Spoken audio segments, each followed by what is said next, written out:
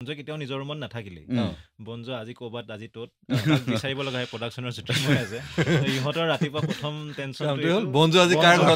তাত আছে মিঞ্জিলি পিঞ্জিলি সেইদিনাখনি বেলি দুবাৰ জাষ্ট আগে আগে আমি গৈ ব্ৰহ্মপুত্ৰ পাৰলৈকে গৈছোগে নাপালো বুলি আৰু দূৰত এটা দেখিছো নামঘৰ এটা আছে মানে পকা ৰাস্তা নহয় তামোলবাৰীও আছে কলবাৰীও আছে তেনেকুৱা ধৰণৰ জেগা কাঠৰ দলং সেইখিনি বিচাৰি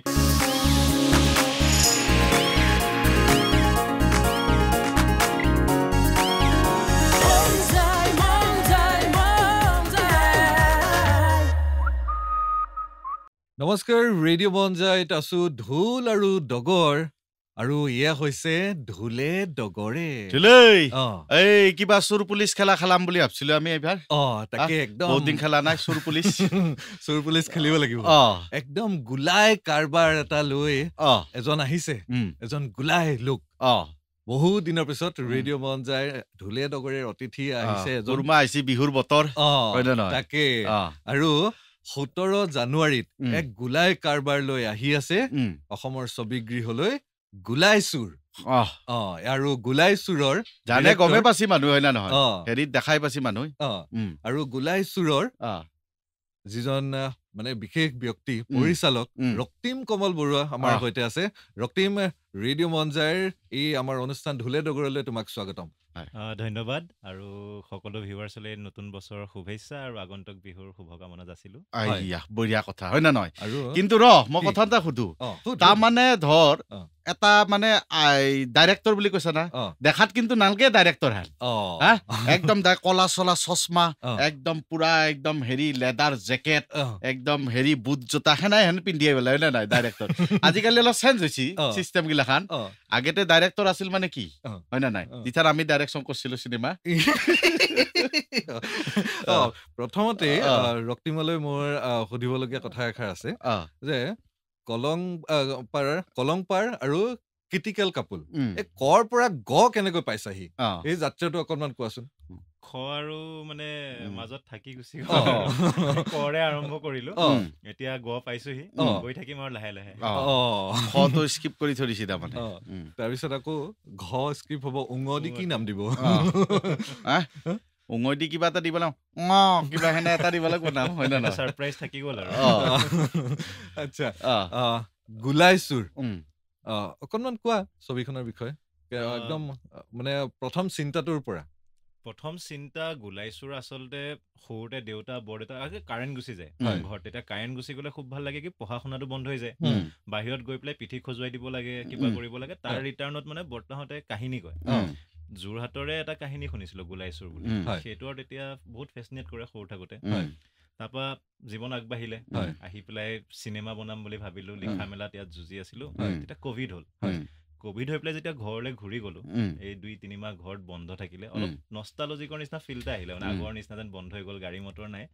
তেতিয়া সেই পুৰণা কাহিনীবিলাকত বিচাৰি থাকোঁতে গুলাই চুৰৰ কাহিনীটো মনলৈ আহিল আৰু তেতিয়া ৰিয়েলাইজ হ'ল যে এইটো কাহিনীটো আমি ক'ব পাৰোঁ যেতিয়া কভিড খুলিলে তেতিয়া আমি সেই গুলাই চুৰৰ কাহিনীটোৰ ওপৰত অলপ কাম কৰিছিলো কিন্তু গুলাই সিৰিজ এখনো আছিলে ন গুলাই সিৰিজ এখন প্ৰিন্ট হৈছিলে আগতে পাঠ্যপুথিটো আছিল বোলে গুলাই চুৰ এটা সময়ত আমি পিছে সেইখিনি পঢ়িবলৈ নাপালো কিন্তু সেই মুখেৰে শুনা কাহিনী কিছুমান শুনিছো যোৰহাটৰ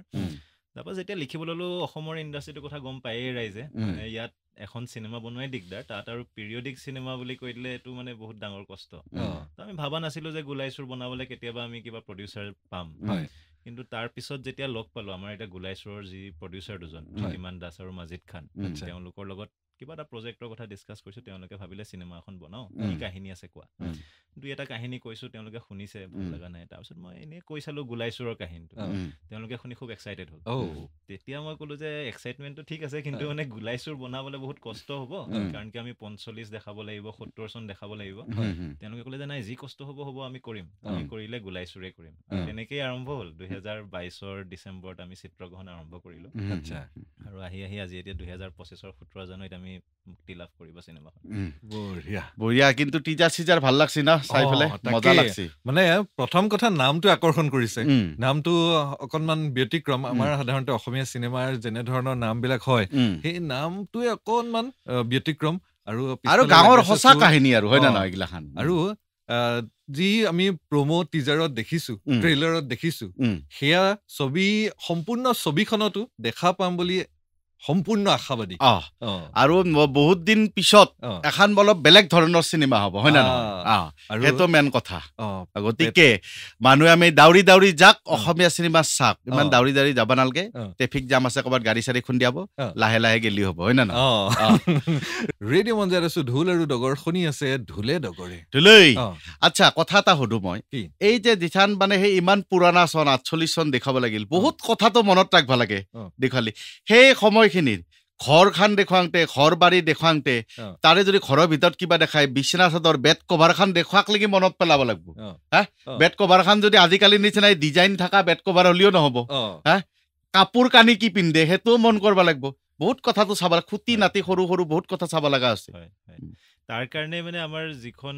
যুঁজ বুলিয়ে কৈছো আৰু যে ক'ত আমি শ্বুটিং কৰিম আমি সেইকাৰণে মাজুলীত গৈছিলো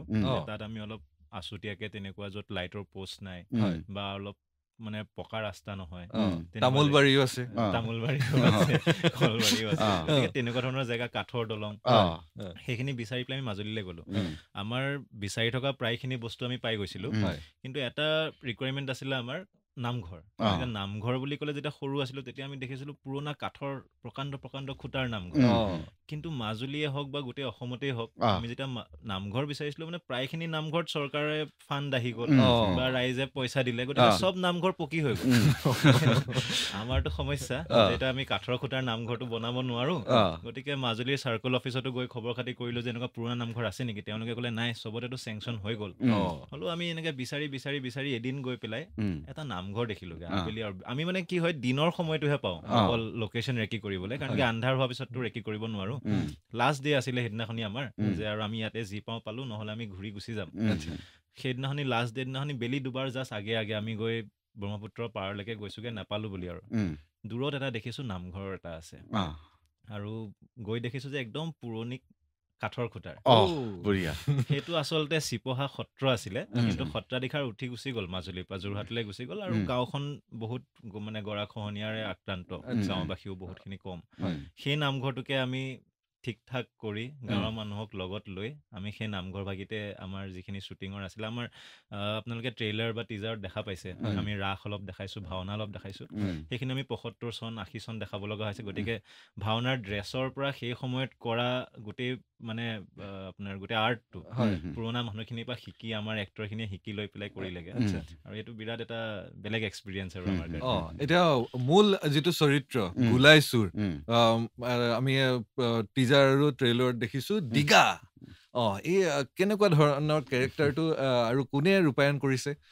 আমিতো দেখিছো কিন্তু যিসকলে এতিয়ালৈকে ট্ৰেইলাৰ টিজাৰ চোৱা নাই তেওঁলোকৰ বাবে তুমি অকণমান কোন কোন আছে কেনেধৰণে কাহিনীটো আগবাঢ়িছে সেই অকণমান যদি যিখিনিলৈকে ক'ব পাৰি আমাৰ মুখ্য চৰিত্ৰ বুলি যদি কওঁ মানে গোলাইচুৰৰ পৰা যিটো কাহিনী আছে আমি দীঘেশ্বৰ ওৰফে দীঘা কেৰেক্টাৰটো ৰূপায়ণ কৰিছে আমাৰ টনি দেউৰী বসুমতাৰী লোকেল কুংফুৰ তো তেওঁ আমাৰ গোলাইচুৰ আৰু তেওঁৰ গোলাইচুৰৰ আণ্ডাৰত আৰু কিছুমান সৰু সৰু নুমলী চুৰ আছে সেই মাইনা চুৰসকল হৈছে বনি দেউৰী বেদব্ৰত বৰা সপ্তৰ্ষি গগৈ নৱজ্যোতি নাথ মনদীপ শৰ্মা এনেকে কেইবাজনো মানে ঢেকিয়ালৰ গুৰ আৰু কদমনিৰ চুৰ সেই অসম তাতে আৰু এটা চৰিত্ৰ আছে হিমাংশু প্ৰসাদ দাসৰ তেওঁ আকৌ ডকাইত তেওঁ আমাৰ দীঘা চুৰৰ লগৰ আৰু তো তেওঁ হৈছে প্ৰেম ডকাইত তেনেকুৱা ধৰণৰ কেৰেক্টাৰ আৰু য'ত চুৰ আছে তাততো এজন দাৰোগা লাগিব আমাৰ কাহিনীৰ কাৰণে ক'ব গ'লে এণ্টাগনিষ্টজন হৈছে আমাৰ কেনি বসুমতাৰী আৰু তেওঁৰ লগত তেওঁৰ পুলিচ দলটোত আছে গুণমণি বৰুৱা বলিন বৰা অৰ্পণ বৰুৱা এনেকে আদি জয়ন্ত ভাগৱতী দাকো দেখিছো আমি জয়ন্ত ভাগৱতী ছাৰ আছে জয়ন্ত দাসৰ এখন অন্তিম চিনেমা হ'ল দুৰ্ভাগ্যবশতঃ তেওঁ আমাৰ লগত ছবিখন কৰি অহাৰ পিছত তেওঁ আজি আমাৰ মাজত আগতে শ্বুটিং কৰিছিলে আৰু প্ৰতিভা চৌধুৰী আছে তেনেকে পুৰণি বিভিন্ন শিল্পীৰ সমাহাৰ আৰু গোলাইচুৰ সমগ্ৰ টিমটোত কিমান মান জড়িত হৈ আছে ডাঙৰ টিম যথেষ্ট ডাঙৰ আৰু কাবা আমি ইংলিছ মেনো দেখছো নহয় ইংলিছ দাৰোগা ইংলিছ যিজন ব্ৰিটিছ দাৰোগা ডেভিড চাহাব বুলি, তেওঁ আচল নামটো হৈছে ডেভিড বেকাৰ। তেওঁ ডক্টৰ ডোপ বুলি এটা বেণ্ডত গান গায়, প্ৰদান কৰে। তেওঁ ইয়াৰ জৰ্জ বেকাৰ, যিজন জৰ্জ বেকাৰৰ পুত্ৰ তেওঁ। আৰু আমাক সেই এজন ব্ৰিটিছ দাৰোগা লাগিছিলে, ডেভিড দাৰ লগত আমাৰ পুৰণি চিনাকি, গতিকে ডেভিড দাকে আমি ভাবিলো যে নাই আপুনিয়ে আমাৰ ব্ৰিটিছ দাৰোগা হ'ব লাগিব, আৰু তেওঁ তেনেকে আমাৰ লগত জড়িত হলহি। বঢ়িয়া কথা আছে। তাৰমানে চাই ভাল লাগব। সেনাই তাৰমানে আমাৰ সেই স্বাধীনতা সংগ্ৰামী চিনেমাগিলাখান যে আছিল, তাৰ পিছত সেনাই চিনেমা হোৱা নাই নেকি অসমত? মানে অসমীয়া চিনেমা যদিও আছিল, আমাৰ মানে ভালকে মনত নাই। মানে পুৰণা যিখিনি 80s চিনেমা সেইখিনি আছিল, মানে নতুন চিনেমাৰ ভিতৰত আৰু নতুন চিনেমাৰ ভিতৰত কিন্তু তেনেকৈ সেইখিনি সময়ক ধৰি তোলাৰ প্ৰয়াস আমি আমাৰ চকুত বলিউডতো সেনাই চিনেমা বহুত বানে আছে, হয় নে নহয়? পিৰিয়ডিক চিনেমা আমাৰ অসমতো আৰম্ভ হৈছে। এয়াই আমাৰ বাবে খুব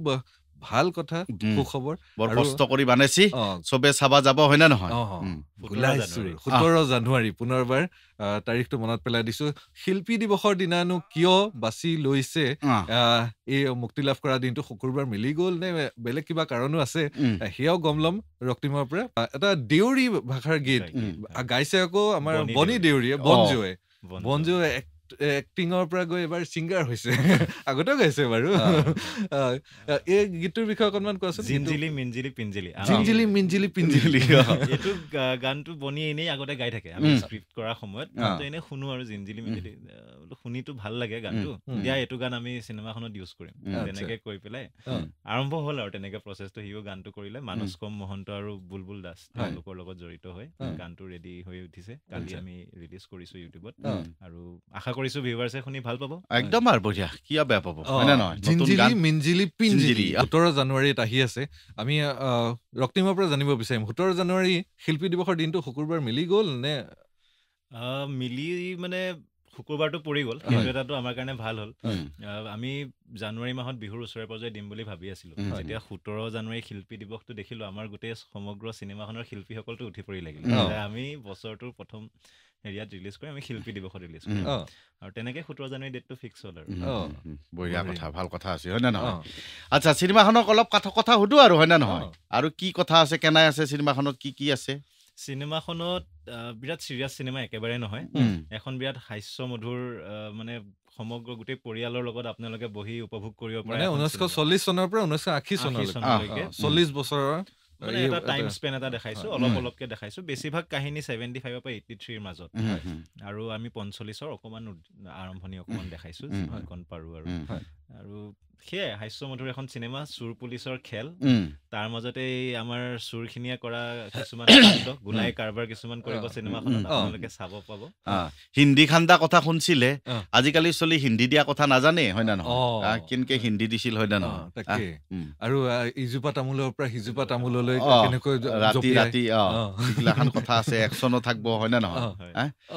শ্বুটিঙৰ সময়ত কিবা হোৱা ইনচিডেণ্ট অলপমান? গোটেই মানুহখিনি আমি ইয়াৰ পৰা উঠি গৈ মাজুলীত থাকি লৈছিলো। যাৰ যিদিনাখনি শ্বুটিং থাকে তেওঁলোকে শ্বুটিং কৰিছে, বাকী কেইজনৰ কাৰণে ভেকেশ্যন। গতিকে ৰাইজে বিৰাট এনজয় কৰিলে। আৰু আমাৰ বঞ্জৰ কাহিনী এইটো যে বঞ্জ কেতিয়াও নিজৰ ৰুমত নাথাকিলেই, বঞ্জ আজি ক'ৰবাত, আজি ত'ত বিচাৰিব লগা হয়, প্ৰডাকশ্যনৰ শ্বুটিং হৈ আছে। ইহঁতৰ ৰাতিপুৱা প্ৰথম টেনচন বঞ্জ আজি কাৰ তাত আছে বিচাৰি আনি শ্বুটিং কৰা। আৰু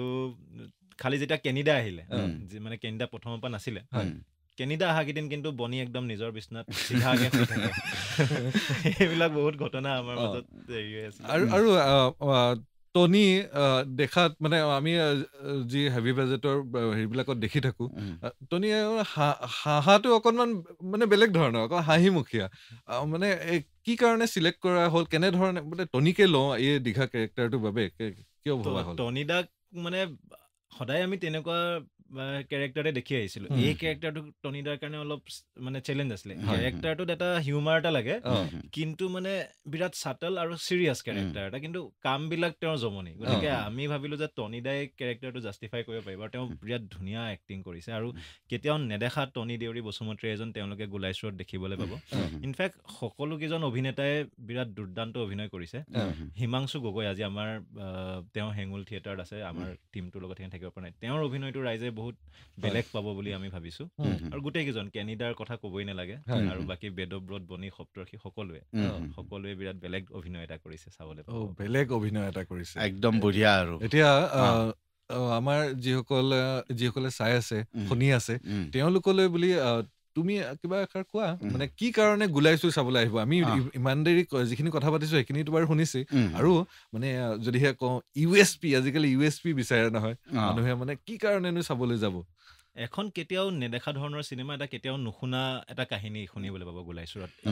আমি আজিকালি প্ৰায়ে দেখোঁ যে হিন্দী চিনেমা বা চাউথৰ চিনেমাৰ কাহিনী এটা ধৰণৰে কাহিনী থাকে য'ত ভাষাটো আমাৰ অসমীয়া থাকে কিন্তু আমাৰ কাহিনীটো একদম ৰুটেড মানে গাঁৱৰ সঁচা ঘটনা আৰু আমাৰ যিখিনি কালচাৰ আমি যি ধৰণে জীয়াওঁ মানে